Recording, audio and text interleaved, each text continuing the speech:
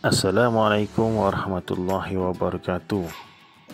Video pendidikan Islam tingkatan 1 kali ini, saya ingin mengambil perhatian anda dengan dua petikan akhbar yang terpilih.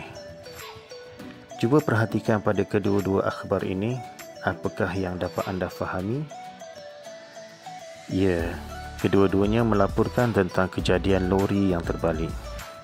Di sebelah kiri melaporkan tentang kejadian lori terbalik yang membawa susu bayi, manakala di sebelah kanan melaporkan tentang kejadian lori terbalik yang membawa babi.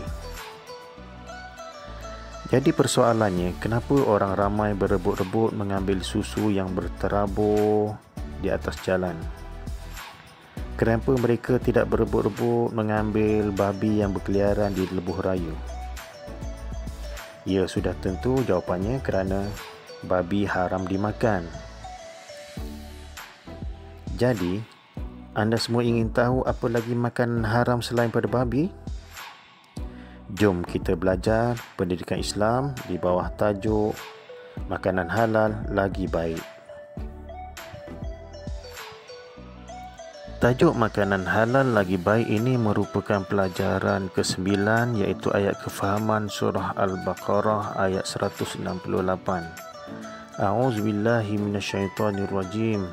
Ya ayyuhan nasu kulu mimma fil ardi halalan thayyiban wa la tattabi'u khutuwatis syaitan innahu lakum aduwwum mubin. Yang bermaksud, wahai manusia, makanlah daripada apa-apa yang terdapat di bumi yang halal lagi baik, dan janganlah kamu mengikut jejak langkah syaitan. Sesungguhnya syaitan itu musuh kamu yang nyata. Tuntutan pengambilan makanan halal lagi baik. Dalam ayat 168 surah Al-Baqarah, Allah menyuruh kita makan makanan yang halal dan baik untuk memelihara akal dan badan daripada kemudaratan. Allah juga melarang kita mengikut jejak langkah syaitan yang sentiasa menghasut manusia supaya mengambil makanan yang haram dan melakukan pembaziran.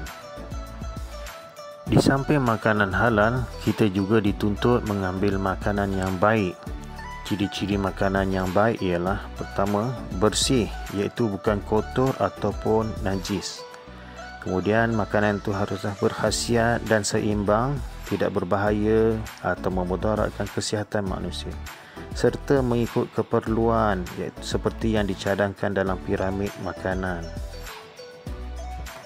Seterusnya, mari kita ketahui apakah yang dimaksudkan dengan makanan yang halal dan makanan yang haram. Maksud makanan halal ialah makanan yang dibenarkan oleh syarak. Manakala makanan yang haram pula ialah makanan yang dilarang oleh syarak. Seterusnya, mari kita ketahui apakah makanan yang halal dan makanan yang haram dalam Islam yang terdapat di dalam Al-Quran dan hadis. Makanan halal yang pertama ialah makanan yang baik dan berkhasiat. Pada asalnya, setiap makanan yang baik dan berkhasiat adalah halal menurut Islam. Manakala makanan haram yang pertama ialah makanan yang menjijikkan, iaitu makanan yang kelihatan kotor dan memualkan. Ini berdasarkan firman Allah dalam surah Al-A'raf 157 yang bermaksud, dan Allah menghalalkan bagi mereka segala yang baik dan mengharamkan bagi mereka segala yang buruk. Manakala makanan haram yang kedua ialah bangkai. Makanan haram yang ketiga ialah darah. Makanan haram yang keempat ialah daging babi. Makanan haram yang kelima ialah binatang yang disembelih atas nama selain daripada Allah. Makanan haram yang keenam ialah binatang yang mati kerana tercekik. Makanan haram yang ketujuh ialah binatang yang mati kerana dipukul. Yang ke-8, binatang yang mati kerana terjatuh. Ke-9, binatang yang mati kerana ditanduk. Yang ke-10, binatang yang mati kerana diterkam oleh binatang yang buas.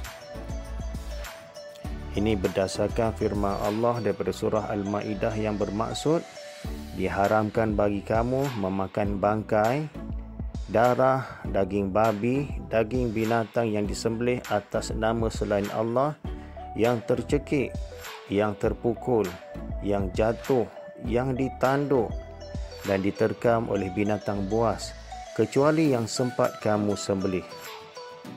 Seterusnya, makanan haram yang ke-11 ialah arak. Berdasarkan daripada surah Al-Ma'idah ayat ke-90 yang bermaksud, wahai orang yang beriman, sesungguhnya arak, judi, berhala, menilik nasib adalah keji. Ia daripada amalan syaitan. Maka jauhilah ia, semoga kamu berjaya. Terdapat sebuah hadis daripada Ibnu Umar radhiyallahu anhu bahawa Rasulullah sallallahu alaihi wasallam telah bersabda, setiap yang memabukkan adalah arak dan setiap yang memabukkan adalah haram. Sesiapa yang meminum arak di dunia kemudian dia mati, ketika dia belum lagi bertaubat, nescaya dia tidak akan meminumnya di akhirat, iaitu di syurga. Perbuatan minum arak mempunyai kesan yang jangka pendek dan jangka panjang. Dalam kesan jangka pendek, peminum arak akan mengalami masalah terjejasnya pertimbangan dan proses berfikir. Kemudian mereka akan mengalami percakapan yang gagap. Dan lebih teruk lagi, mereka akan hilang ingatan.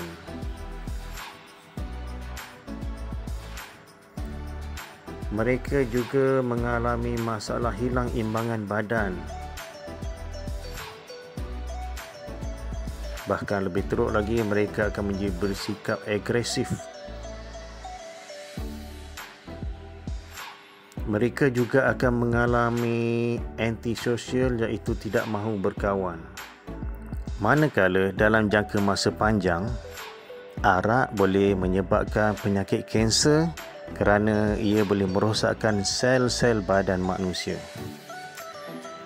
Menurut kajian yang telah dijalankan oleh Pusat Kajian Kanser di United Kingdom mendapati bahawa peminum arak akan mengalami kanser mulut, kanser kerongkong, kanser peti suara, kanser saluran makanan, kanser payudara serta kanser hati. Seterusnya, makanan halal yang kedua ialah ikan. Makanan halal yang ketiga pula ialah belalang. Makanan halal yang keempat ialah hati. Dan yang kelima ialah limpa. Ini berdasarkan daripada hadis yang diriwayatkan oleh Ibnu Umar yang bermaksud, dihalalkan untuk kamu 2 jenis bangkai dan 2 jenis darah. Adapun 2 jenis bangkai itu ialah ikan dan belalang, manakala 2 jenis darah ialah hati dan limpa. Seterusnya, makanan halal yang keenam ialah semua makanan laut kecuali yang berbahaya dan beracun. Ini berdasarkan daripada hadis Rasulullah pernah ditanya tentang air laut. Maka baginda menjawab bahawa laut itu suci airnya dan halal bangkainya. Seterusnya, binatang haram yang ke-12 ialah binatang yang buas. Yang ke-13 ialah burung yang mempunyai kuku untuk mencengkam.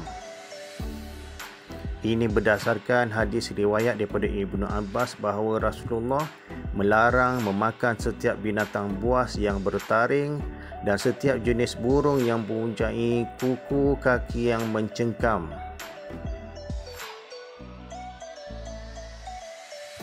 Terdapat hukum yang berkaitan dengan makanan halal dan haram.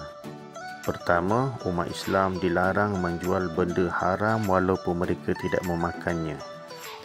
Kedua, umat Islam juga dilarang membeli makanan haram walaupun bertujuan diserahkan kepada orang bukan Islam. Dan ketiga, umat Islam bukan saja haram makan atau minum benda haram, tetapi mereka juga haram memakai pakaian yang haram. Keharusan sesuatu makanan bergantung pada aspek berikut. Pertama, ramuan makanan yang disediakan terdiri daripada sumber yang halal. Pastikan pada label bungkusan makanan tiada perkataan seperti pig ataupun pork, iaitu daging babi, ataupun swine, iaitu babi betina, atau hog, iaitu babi jantan, atau ham, iaitu daging babi bahagian peha. Kedua, cara memproses dan menyediakan makanan, seperti cara penyembelihan yang mematuhi syarak, atau cara penyimpanan yang ditempatkan di tempat yang bersih dan suci. Ketiga, cara mendapatkan makanan seperti diperolehi dengan akad jual beli yang sah dari syarak, bukan seperti cara rasuah ataupun perjudian. Kita hendaklah berhati-hati memilih makanan agar terjamin halal dan baik. Penjual makanan pula hendaklah memilih makanan daripada sumber yang diyakini halal dan baik. Antara cara mendapatkan makanan halal dan baik termasuklah melihat kandungan bahan dan logo halal yang tertulis di bungkusan ataupun perimis. Seterusnya, mari kita lihat kesan akibat pengambilan makanan haram. Pertama, pengambilan makanan yang haram boleh mendatangkan penyakit kerana makanan yang haram boleh menjejaskan kesihatan diri. Ini akan menyebabkan ibadah yang dilakukan tidak berkualiti kerana keadaan diri yang tidak selesa. Seterusnya, pengambilan makanan haram boleh menyebabkan hati menjadi keras. Ini menyebabkan seseorang tidak lagi berasa seronok untuk melakukan ibadah kerana tidak merasa kemanisan iman. Hal ini akan mendorong mereka melakukan maksiat dan kejahatan. Kesannya, kecerdasan minda akan terganggu dan mereka susah memahami ilmu yang dipelajari. Selain itu, mereka juga akan sentiasa berada dalam keadaan keluh kesah dan peribadi mereka akan menjadi kasar. Kesannya, mereka akan dibenci oleh masyarakat di sekeliling. Hasilnya, mereka juga akan mendapat kemurkaan dan azab daripada Allah, serta doa mereka tidak lagi mustajab. Sebelum mengundurkan diri, mari kita lihat contoh soalan kehebat yang boleh kita jadikan sebagai latihan. Stimulus soalan ialah harian Metro bertajuk 4 perusahaan produk fucuk di bekas kandang babi diserbu bertarikh 18 Februari 2021. Soalannya pula ialah, berdasarkan keratan akhbar di atas, bagaimanakah pengabaian makanan halal dan baik boleh menjejaskan kualiti ibadah seseorang? Contoh jawapan yang diberi ialah, pengabaian makanan halal lagi baik menjadikan seseorang tidak selesa untuk beribadah. Kerana pengambilan makanan haram akan menjejaskan kesihatan. Perkara ini menjadikan seseorang tidak khusyuk dalam ibadah yang dilakukan.